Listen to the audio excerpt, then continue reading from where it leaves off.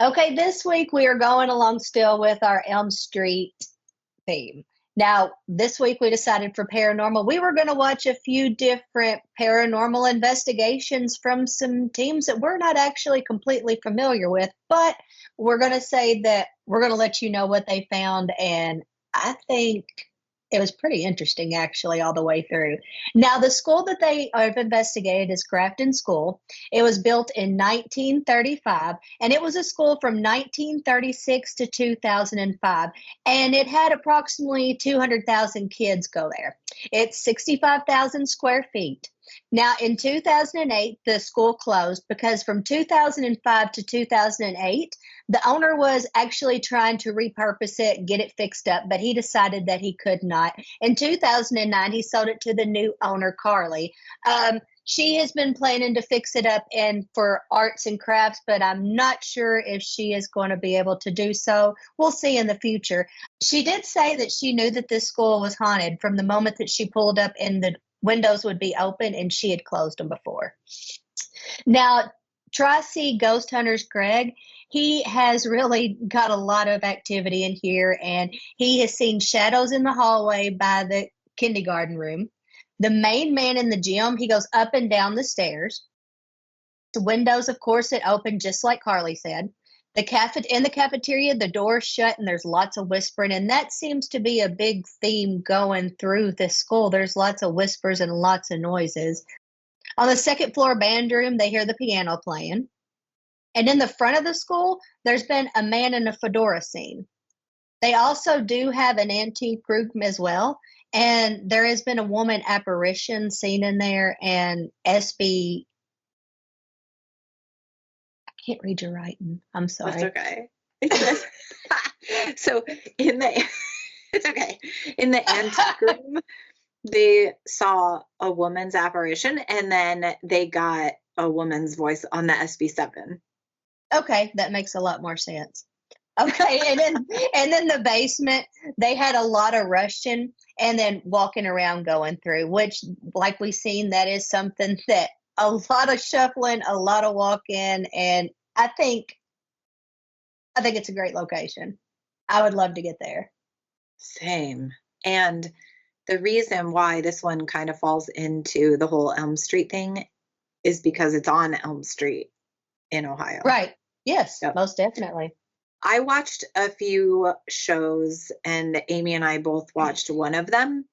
So I'm going to kind of talk about the first few. And a lot of the evidence that they got across all 4 shows matched, you know, with like the bangs and lockers kind of making noises like they were shaking, a lot of whispering and that kind of thing. So I don't know. We're not gatekeepers here, so we're all about promoting everybody. We want everyone to succeed. So yeah, go check them out. Watch these episodes that we watched. Exactly. And they're all on YouTube. So when I give you these names, that's where we watched all of these. The first one that I saw was filmed or at least uploaded 3 years ago. The name of the group was called Paranormal Quest, and it's 2 guys, Ryan and Dave. They seemed cool. I would watch them again. So they had the same kind of things, knocking, shuffling, bangs. They actually caught one little snippet of singing, which was really cool. Awesome. Yeah. Yeah. There was one time when I think it was Ryan said he could smell popcorn, which I thought was interesting. Cool. I know. I would be so excited if that ever happened to me, because you know me, I'm like skeptic, and that would be, I feel like that would be something that would be convincing. And I love the smell of popcorn. Same. I might have to have some. They got some voices. They got a couple of things on the EVP, footsteps. They had cold spots. And I'm so, it's hard. And because we've investigated, we know this, it's so hard when you get something like a cold spot because it can't be proven. You can just say it, you know? Right. So they did say that a couple of times that they felt cold spots. Now, a couple of things. The one thing that they did get that I thought was really cool was there was a shadow near the bathroom or in the bathroom. So that was pretty compelling. I thought that was a good something to see to try and convince people. And they did Estes, which, you know, I'm a fan of. Most people, when they're watching, they're a fan of it. And they did it where they were in two separate rooms, Perfect. yeah, because let's be honest, if you have your spirit box turned down really low, you can hear the questions. Right. That's why you got to jack that puppy up. Yeah. So they didn't get a ton on the Estes, but I did appreciate that they did it in two separate rooms, which makes it Right. like way more legit in my mind. Oh, and while they were doing Estes, Ryan got poked in the shoulder, which again is the same as the cold spots. Yeah, but still, it's interesting Totally. because we had another little happening where she thought her hair got pulled. Before we haven't got to that episode yet, but where a lady felt that her hair got pulled. Yeah. So that's another similarity touching. And the only other thing I think that sort of made sense to what some of these stories that Tri-C ghost hunters said, the second floor has sort of like a darker or a heavier feel to it. And then Dave, when he was up on the second floor, said he was feeling anxious or something, you know. So that kind of also fit in with some of the things in some of the other episodes that Tri-C had said. Nice. Yeah, so any correlation to story, even if it's something like that that you can't actually see on camera, is nice. Yeah, most definitely. I'm just amazed at all the footsteps. Every episode, all four of these caught it. I think I do believe there's some intelligent going on, but I think a lot of it's residual. Mm-hmm. For people that don't know, do you want to tell them kind of the difference of residual type activity? Yes, exactly. I sure will. Residual is more, it's a play out. It is just energy that is left. You might hear footsteps. You might hear, okay, say there was a big event in that school and they had some kind of big boom canyon going on because every time they'd win a ball game, this happened. Well, if that was such a celebrated thing, and maybe on Fridays you might hear the residual of the boom, or you might see residual of an unintelligent spirit that does not acknowledge you, does not seem to even realize that they're there, walking through a room. There's so much residual that can be left over, and a lot of that I believe is tied into the walls and to the surroundings. So I really think that a lot of times the residual energy is just still making its way and moving through. Now, when you have intelligent hauntings or communication, you will have the acknowledgement, you will have responses, you will ask, can someone do this? And you're going to get that response. Can you knock on this? That's obviously intelligent. There's a big difference when you can when you can interact with it and then when you can't. Perfect, thanks. Because not everyone listening probably knows that. Right. It's just a difference of whether you can interact or not, because some of it just, like the TV, you walk by, it's playing and you can't actually interact with it. But if I'm sitting there talking on the couch, you can interact with me because I'm intelligent. The TV's just playing what is playing. Perfect. Good analogy. Well, thank you. And then 2 years ago, there was a group called A Ghost in the Studio Productions. I had to actually go on their Facebook to get and try to figure out the guy's name, but his name is Scott. And he had a group of people there, Crystal, Alyssa, Jen. In the beginning, they had Naomi, who's also part of Tri-C Ghost Hunters. She kind of took them cool. around and told them. Tri-C. Yep. Did I say it again? You did. It's okay. She took them around and kind of gave them the rundown of the type of activity and things that they're having. So it's always nice to, when you're watching a show, I feel like, to have a little interview at the beginning with someone familiar. Yes, if possible. Yes, it's not always possible, but if you can, most definitely. Yeah. I may not want to get into all of the Right. history or all, like the bad things, because I might want to find some of it out on my own through my investigation, but I would like the rundown most definitely. Oh, yeah, that's a good point. I typically, when I investigate somewhere, I don't like to look up a lot of history before. Right. I want a little bit of the rundown, like some names and maybe this was their fate, but I just feel like if I have too much, it kind of sways what I'm looking for. And sometimes I feel like if you do have one of those intelligent hauntings, it can give you what you're looking for. So if you just go in a little bit blind, I feel like it's a little more legit. Exactly. Okay, so Naomi took them around and then, they used typical equipment, the spirit box, they had a millimeter, and Ooh, an S-Fox. Yeah, they had Nice. one well, they actually had a couple of things that they captured. One that was interesting was they had a camera set up there for a while.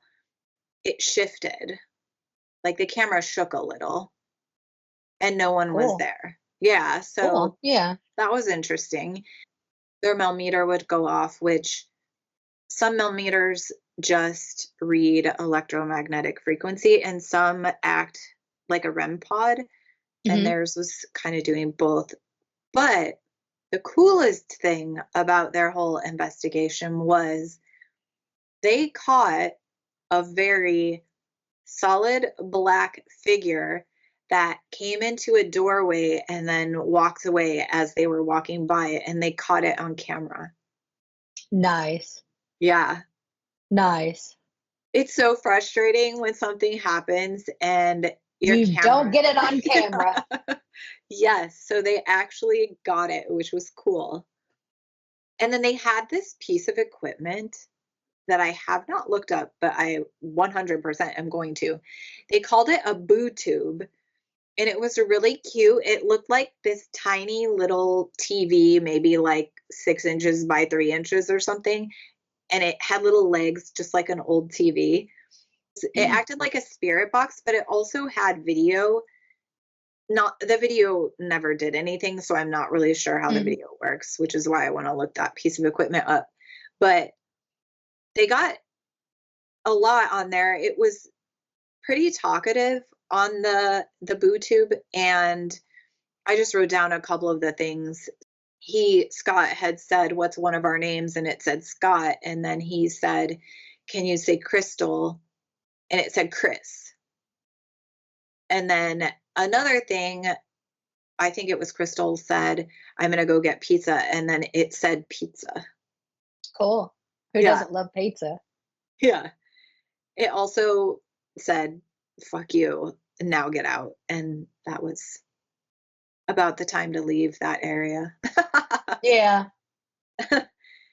They did this really cool version of Estes where Crystal was down on a different level and she was sitting in a freezer, obviously not a working freezer.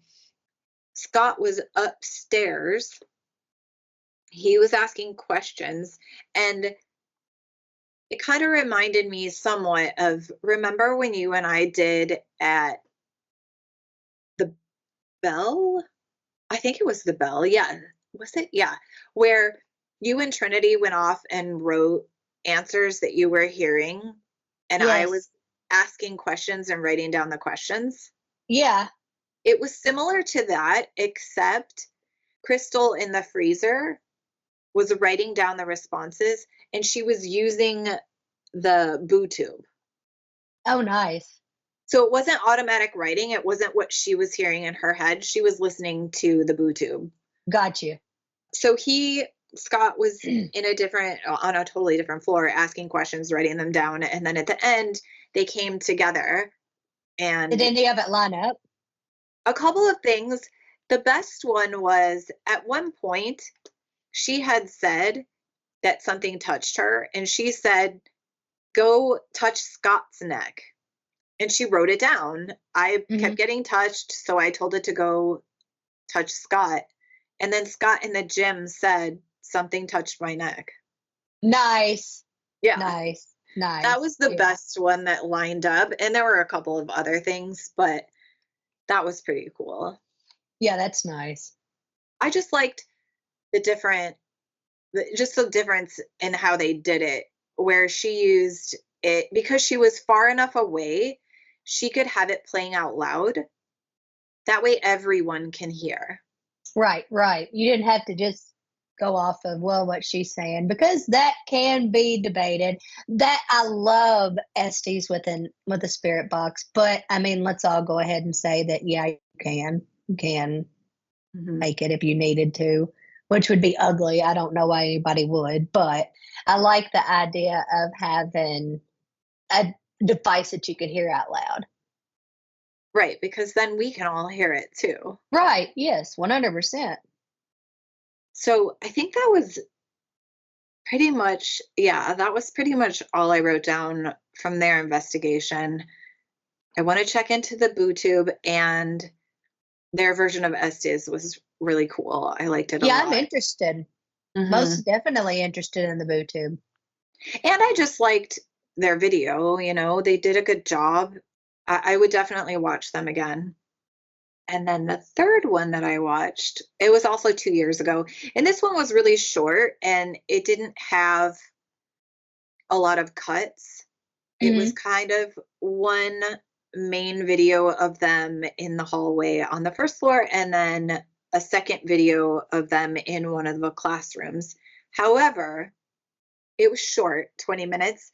It was much more representative of a real investigation. It wasn't off the wall busy. Gotcha. There was a lot of asking questions with no responses. But that's real. Yeah, but what? And we're not saying anything about the legitimacy of legitness of any of these other investigators, because we both know where we've been to locations that you can have a team come in and have an amazing night. You come in the next night and it might be nothing. That's just the way it goes. It's just the way the energy flows, we'll say. It's just part of it. Yeah, and a lot of people, when they're watching these shows on TV, they don't realize they're in that location for 3, 4, 5, 6, 7 days. So it seems packed with activity, but it's not. That's over the course of days.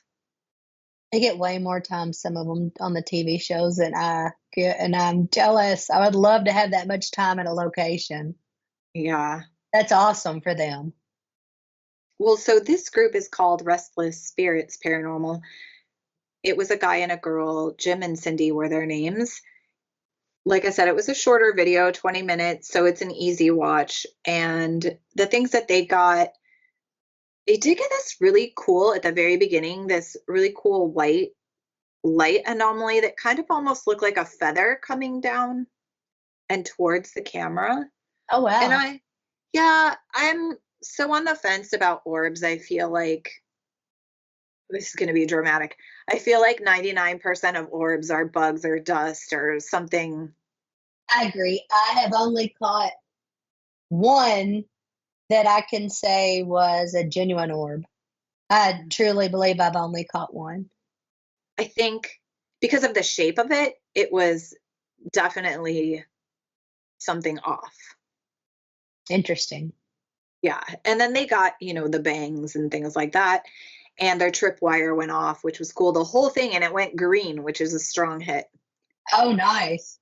And then they do a mix of different equipment, and they used Spiritus and Spirit Talker, and they have a millimeter. So, they're doing kind of like you and Shannon, where they'll do different equipment while running Mhm. apps and try to get that correlation. That's one thing I love to do is like use our Ovilus and then the app because sometimes that stuff lines completely up. Yeah. And apps are controversial, but most people that I know that use them, they work for them and they do get things that align with other equipment. Okay, I totally get anybody that says they do not believe in that. I understand you, but let me run this by you. If we believe a spirit can mess with electric, they can turn lights on and off. They can turn TVs on and off. Why could they not manipulate something that has been added onto our phone that has been designed and made for them to use to communicate with? So you just got to be open minded. If a lot of people would just, I think, be a little more open minded, I think it would help a lot because everybody doesn't believe, and you know how some people are. I don't believe. You'll never get me to believe. Just be a little more open minded. And there are people hardcore about apps don't work. Yes, they are. The last one, and this is the one that both Amy and I watched, it was actually just uploaded a month ago. It's 50 minutes, so it's a full episode. And this one, you can tell they've been doing this a while. The production quality was really good. And It was. I was impressed. me too. I was impressed. I think their group is Paranormal Nightmare, but their YouTube is Paranormal Nightmare TV. And I remember I was telling Dawn when she showed me the video, I was like, "Is that Sean Foreman?" And she was like, "I don't know." I And didn't I know was who like, it was. "You hadn't watched it yet?" Yeah. And I was like, "I swear that is the Foreman brothers." And now they've revamped. So props to It y'all. was. The video was good. And I don't know. So it was Sean Foreman, and it said Josh Foreman, and I don't know if they're brothers, cousins. They're clearly related. They have the same last name. I'm gonna say brothers. They had the same type of activity. All of these groups got very similar things with voices, knocking, the cold banging. They got some disembodied voices. There was a pretty clear hey. They also got a shadow and a light anomaly, which I don't know, their light anomaly wasn't as convincing to me as Restless Spirits, but theirs was more like a round shape, which for me is harder to prove, I guess. What about that "Don't come back here"? Yeah. That was wild. That I was. get, I'm assuming by the way Josh reacted, he did not hear that while he was standing there because he just heard the shuffling or the bang. He did not hear "Don't." I wonder what he'd have done if he heard that "Don't come back here." I don't know because that was disembodied. Yeah, most Crazy. definitely. They didn't turn equipment on. No. They were just asking questions, looking for sounds and knocks and actual, like you said, out of body voices. They got a kid laughing too at one point. Yes, because they were hearing everything with their ears. They didn't, well, not everything. I'm not going to say everything because they did miss that, but they were hearing the communication that they were hearing with their ears, not through devices. Yeah, they also used an SLS in the basement, and that figure was sitting in the chair and then up and moving Mm-hmm. around. So that was kind of cool. Yeah, I mean, it was, I'm going to say, from what you have told me you watched in the other two, and if I'd have got the total I've been sick and I didn't understand what we were watching, so I just watched one of them. My bad. But from everything that you put in the notes that happened, it pretty well lines up with what I watched with the Josh and Sean Foreman. Yeah. Paranormal Nightmare. Yeah, Yeah, it that's was wild. interesting watching all four and hearing the same kind of sounds and the same activity across all four Yes. investigations. I definitely believe something's going on there.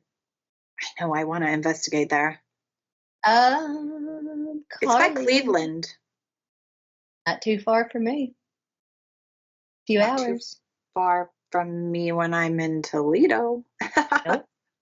I don't know. So for me, I have investigated a school before, and I guess it was a little bit interesting, and it wasn't on Elm Street or anything, but it's still school. We'll go off that. And it was actually in Ohio, Bowling Green. And my sister went with me. She's the one who started investigating before me.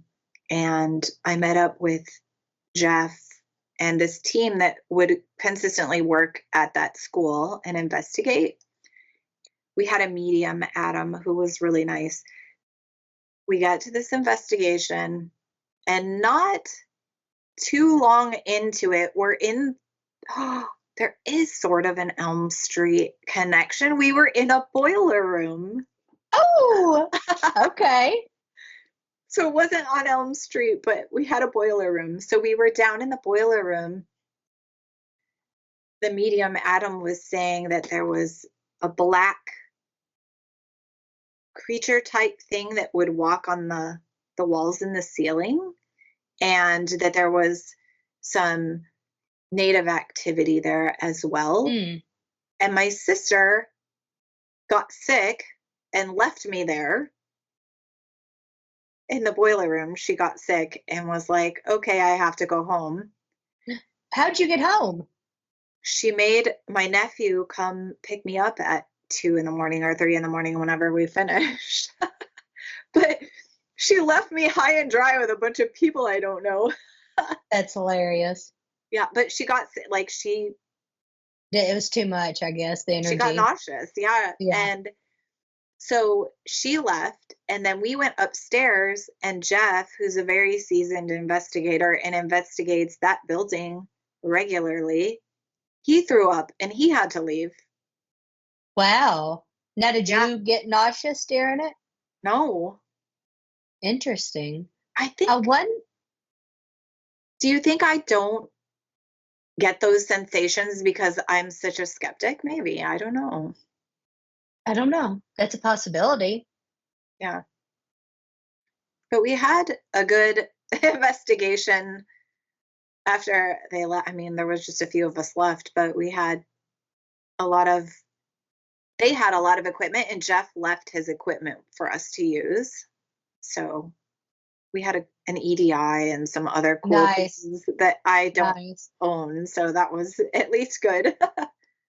Now, of course, I haven't done a school, but if we're going to go on the Elm Street, there is a place on Elm Street called the Elm that is really kind of making me curious. I was in there talking to the owner one time, and he was talking about things that were happening there. And they did recently, which we didn't go because I think it was more of it had just been a giggly, fun time. They had a big paranormal event there, and I just, yeah, I didn't go, but I would like to get in there and investigate. That would be cool. That's on Elm Street. Well, also those events, I felt bad because, and I remember I invited you and Tim. There is an old hotel called the Rhodes Hotel, and Vince had an event there. I think it was over the summer, and I asked if you all wanted to go, and then I asked him how many people are going, and I think it was 10 to 15. It was a lot. Yeah, I'm out. It just, well, number one, I just don't love people, but outside there's too much going on. It's too loud. Yeah, there's just too much going on. It's fun, but even when we've done our friend group trips a couple of times where there's, we have 10, 12 of us there, I get so distracted and want to hang out with all of you that then I don't even investigate. Like, well, yeah, it's been a while since we've been together. Yeah. I get it. I'm not meant for group investigations for many reasons. Well, if you have a place that is really, really big and you can pull yourself away from each other, it's great. All Glaze. That's the place in Defiance, Ohio that has 20 to 30 buildings. Oh wow, yeah. See, that's a different situation because everyone can be in different places investigating Yep. at the same time. Even the Bell with 12 people and everyone on different floors, you There can it still is big, yeah. hear. Yeah. It's big, but like you can walk on the first floor and here in the basement. Yeah. I love the Bell. Oh, we have I to do go too. We back need to go back. someday. We can move Sad. to Fort Wayne. Let's move to Fort Wayne. I'm ready. Yeah, me too. Let's get out of here. I just sent Amy a house last week in Fort Wayne that was, oh, it's so good. It's one of those old Victorian looking houses, so pretty. It was gorgeous. It looked like a castle. It did look like a castle. I could live there like Forever. tomorrow. Let's go. Yeah. And probably even investigate it. Oh, for sure. But yeah, back on the story of schools, I would love to own a school. I don't know what I would do with it, but I would like to have one. Possibly live in part of it. I used to get TikTok, the algorithm has changed, but there was a school that someone was renovating to live in. Hmm. It was so cool what they did with it. But outside of living in it, I mean, if you find a place, I feel like, and one of these teams, now I watched so much I can't remember which one. It actually might have been Paranormal Nightmare. One of them talked about how even if nothing bad happened at a school, no one died, nothing weird happened, it's just energy that's either good, kids had good experiences there, or bad. Listen, I didn't love school, so I would say my school experience was bad. Regardless, good or bad, that's what can cause maybe that residual energy Most and definitely. the activity because it was just so active. I mean, you're talking about 200,000 kids going through there over 70 years. Right. And then also, when you have a location that has been closed and empty and there's not a lot coming and going, that is another good spot for a spirit to feel like they can, I guess, kind of go chill out, hang out. Maybe it was somewhere they were familiar with, maybe it wasn't, but it does make for a quiet place to dwell. I would not go back to a school for sure unless I was going to go be a little terror ghost. I could help. Scare all the teachers. That would be fun. I could get down with that actually now that I'm talking about it. Yeah, let's go. But when I was there, it wouldn't be the same people. So I guess that's not really fair. Wouldn't it be fun to write stuff on the chalkboard?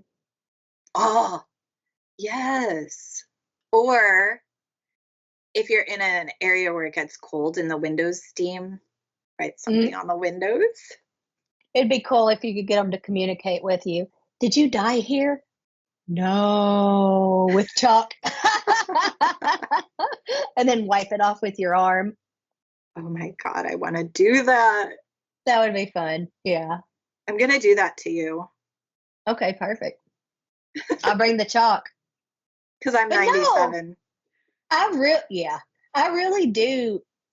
I'm interested. I would really like to get in and see that school. Me I need too. to figure out how far Grafton, Ohio is from me. It said it was 25, let me think, 25 miles west of Cleveland, so towards Toledo. I'd like to go. So probably an hour and a half from Toledo. That could be something we could do sometime if we could get it together. Ah, I know. Every time I come there, it snows. I know. It's supposed to snow again next week. I'm kind Annoying. of questioning if I'm going to get to do the trip this end of this month with Tim. Hi, Oh, yeah. Tim. That's why I don't like planning things with you all in the winter. It's hard. It is. It is hard. Our goals are to, number one, buy a haunted school and maybe renovate it and live there, but definitely rent it out for investigations. And then I'm going to die and haunt Amy and my old schools. Perfect. The plan is made. On that note. On that note, what do you think about Grafton School? I am in. So I think for the rating, let's do the location because you didn't watch these three. Right. I didn't get the memo. It's okay. Or understand the memo, we'll say. It all worked out. It did.